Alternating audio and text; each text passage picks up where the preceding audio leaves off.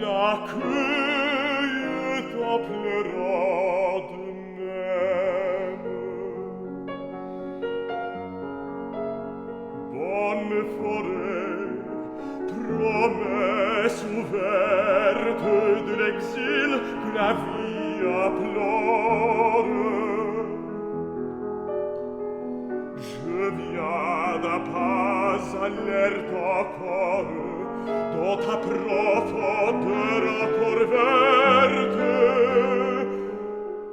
mais dans fabulo de la sorte, une feuille un peu rousse frôle ma tête et tremble à mon épaule.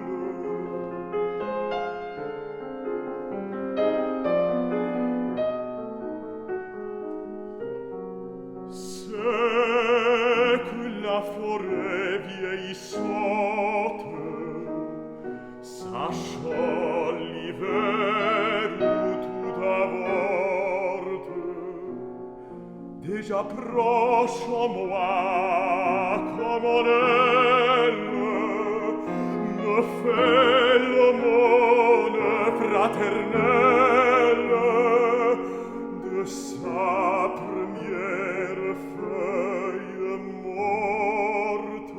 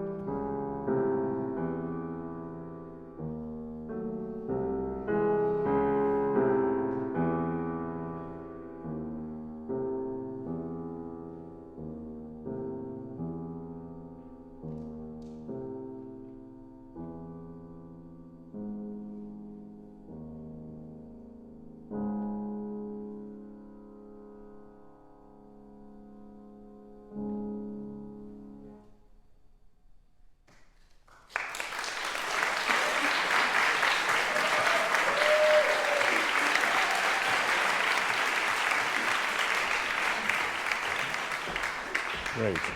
I didn't shake your hand before, but lovely, lovely you could come. Thank you very much. Gorgeous, gorgeous, gorgeous. Okay, wow. So, somber part of the afternoon. So first question, tell me about the choices. Tell me about Dans la forêt de septembre. And about like the meaning of the poem? Well, no, just no. How? Well, tell me about how they relate to you. Why did you choose them to offer us today? Well, in a practical sense, when I knew I was doing the master class, it was kind of like fall, and that song is about fall heading into winter in a metaphorical sense, and so I was like, this seems kind of fitting. Yeah. Okay. But also another way, these are two pieces that I think have, in a personal way, kind of come to me in times of my life where there have been periods of transition, and I think they both speak to that, in a sense, in a literal sense about death, but I think in a larger way about many different kinds of transitions in life. Okay. Yeah. Okay, good. Because they're unusual, I might say. That's quite interesting to have these particular songs. If one was to choose a song for Low Voice by Forêt, it's interesting that we hear this one because it's quite nebulous. Yeah. And I was actually, I first thought, oh, I'm not sure that's going to be such a good one to work on, but I want to see why you'd want to do it. Sure. Okay. So, and then, of course, then one of Wolf's most famous low voice songs. Yeah.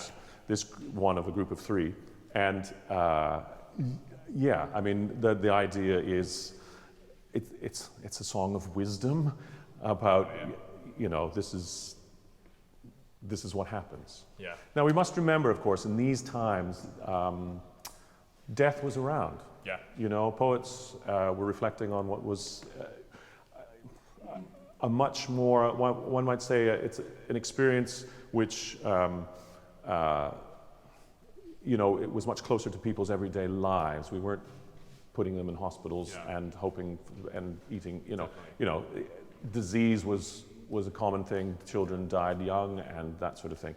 So really the essence is, how do we make this type of song, which would, for those ears in those times, how do we make it relevant for us? Sure. And so that's what that's why I was interested in your choice.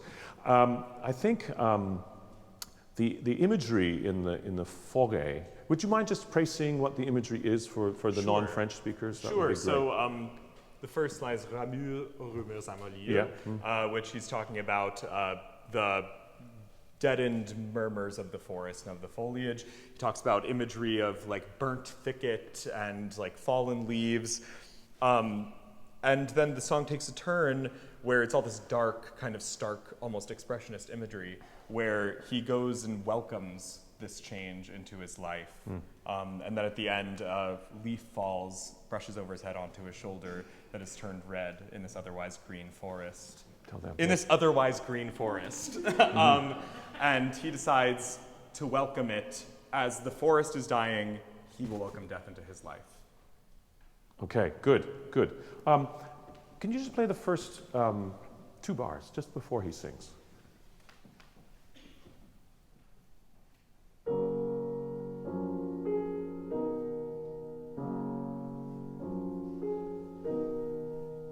It's an afternoon stroll you could feel the dappled light of, the rustling of those.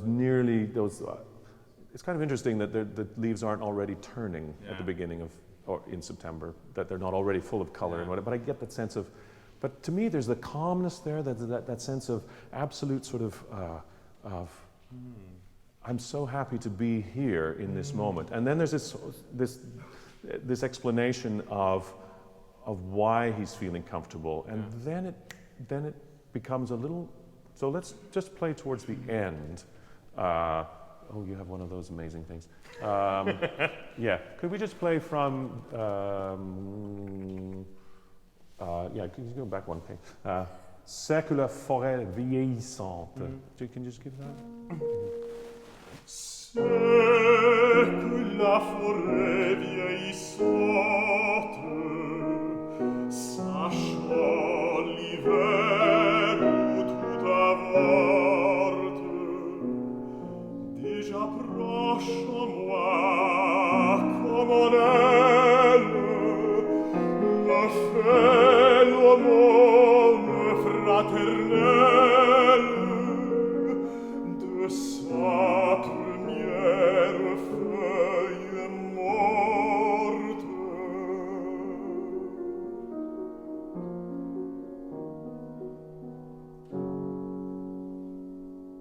Okay, good. So it ends rather positively as well. Yeah. So that's a nice feeling that there's a sense of resolution. But it really, I mean, if one can think, for me, this song has this sort of extended, as you say, expressionistic way of looking at everything and just then deciding that, oh, it's because winter is coming. Yeah. So whatever that is, as you say in the poetry, could be a change or whatever.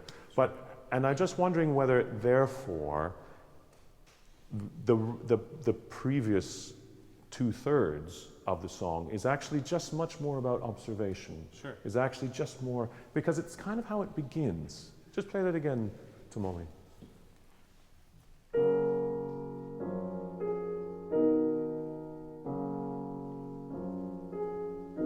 See what I mean? It's just, and then you're walking just into it, and there's just this sense of why you're here and whatever. Just so now sing the first, let's do the first little bit.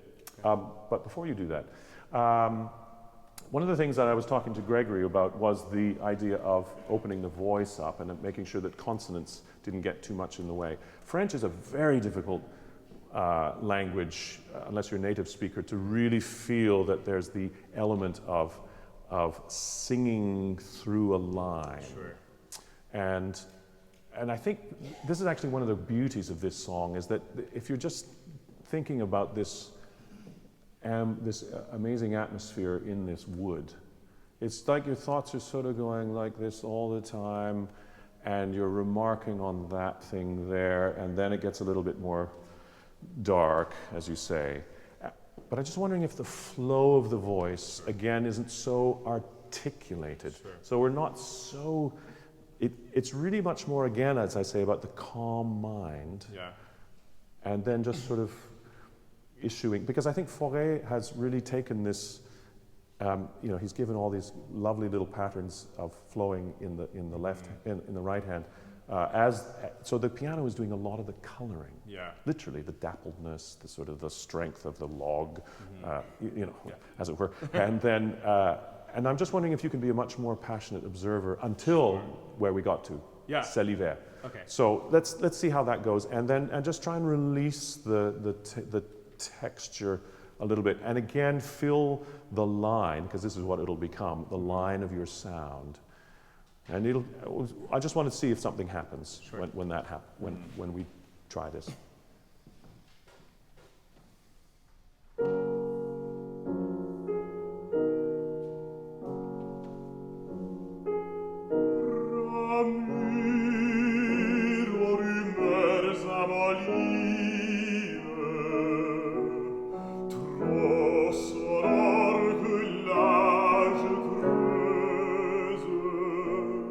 Okay, very good. Okay, I'm sorry to stop you.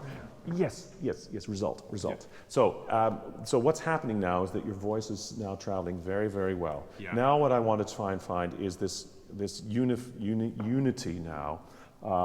In recent years, I've been trying myself to try and find this unification of vowel sounds. Now, in a language that we don't, that we're absorbing, sometimes what we hear in a language, usually spoken, we hear there's sort of broadening, containment, high placement inside the thing. Yeah. We have to be very careful in singing that we're not changing our shape too much, so that actually we lose the essence of what your sound is. Yeah. And this will give a great sense of calmness. Okay. For a song like this will just create an atmosphere where all the vowels are unified. They're actually quite in relationship to each other.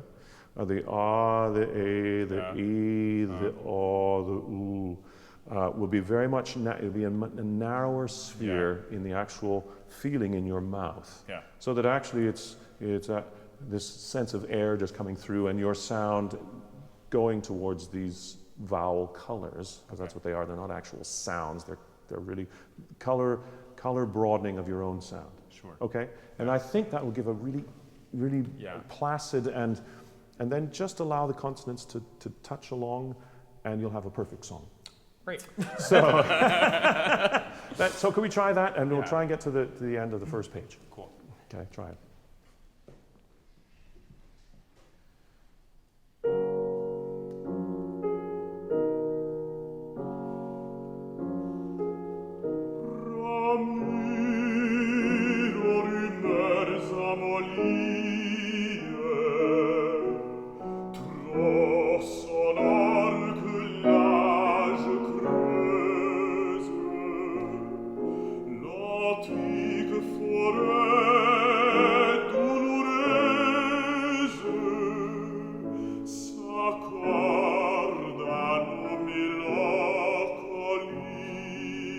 Okay, very good, very good. One of the things I got Greg to do is to close his eyes.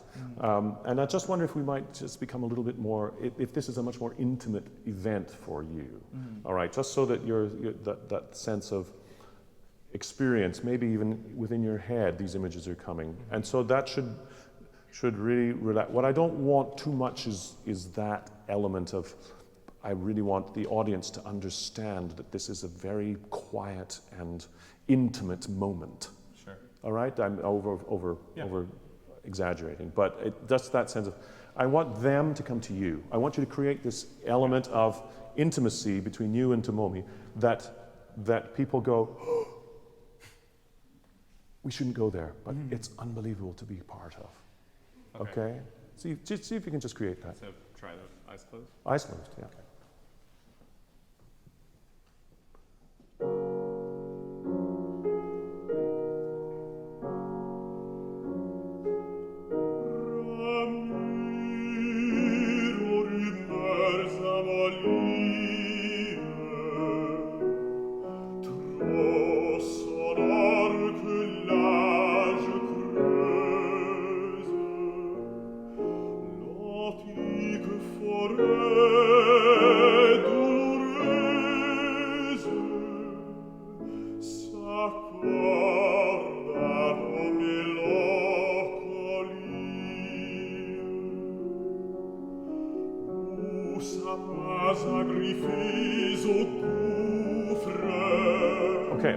This is going well. I want you to reflect when you see this back, when you listen to this back.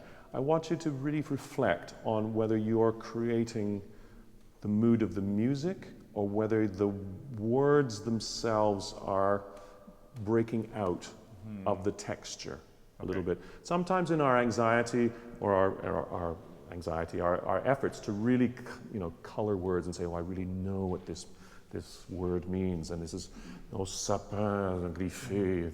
It's just that, it's amazing words. Leonard Cohen, that great Canadian poet, said that words have their own weight. That as soon as we say love, it means something. Yeah. And it means all those things. If you try and sing love, seems like suddenly this person gets in the way, and the meaning of the word becomes, it doesn't become shared. Yeah. It's not a communal event. Sure. So it's actually a really interesting thing, and it will help our singing as well, because yes, we do feel that the great lead interpreters or the great song singers of our time, have invested so much in the words, and somehow we don't hear the artistry. Sure. But actually, if you were to absolutely go back and analyze this, I promise you, go and listen to Fischer Dieskau on YouTube, and you will find that actually it's all done by dynamics. Sure. Just louds and softs. He doesn't try to become the presenter of the words. And we all have to be careful as singers that we don't become the spokesperson for the poet. And that frisch trabe Sonder und Rast mein Nebensfrost, du Rast und Reh. You see what I mean? Yeah. It's it's there in the music already. Okay. You know, he's had the response. We are the honored interpreter of that. Okay, so just that's all it is. Can I just start the Wolf? Just start it, because I want to offer something now that you know about line, now about, and particularly text. Your text is very good, German, but I would rein it absolutely back again. It speaks very well. I want the sound of your voice to carry through. Sure. Yeah. Okay. Just I want to hear this, the import of the words for you by simple delivery. See what you can. Wolf has done an amazing job. Let's try.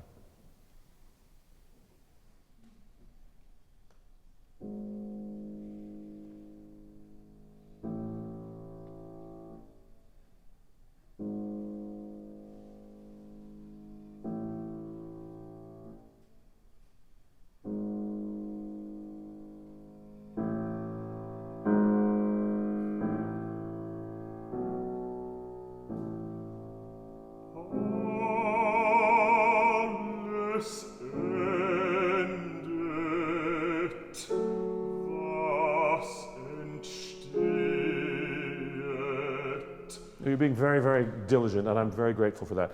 But I don't want to hear those T's. Okay. I don't want to hear the T's. Alles endet. I mean, it actually means that everything ends. Yeah. So you can hardly sing this. Sure. And that sense of this, you are a spirit in any sense. You're giving out wisdom. There's a stillness, an absolute. See if we can. Alles endet, was entsteht. Do you see what I mean? Yeah. So that there's no punctuation or coming out. You'll hear that when we reflect. Okay. Just straight in.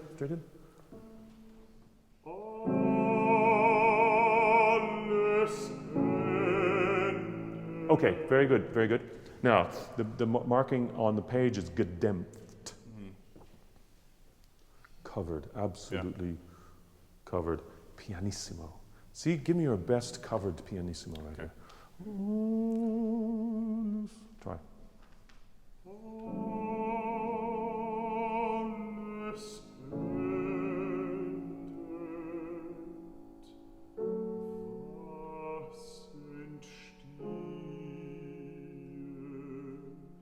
That is the whole song. That is the whole song. Okay? Thank you. We've run out of time, but thank you so much. That is the whole song. Thank you very much. Make sure he sings really quiet, okay? Make sure. Congratulations. Fantastic. Good.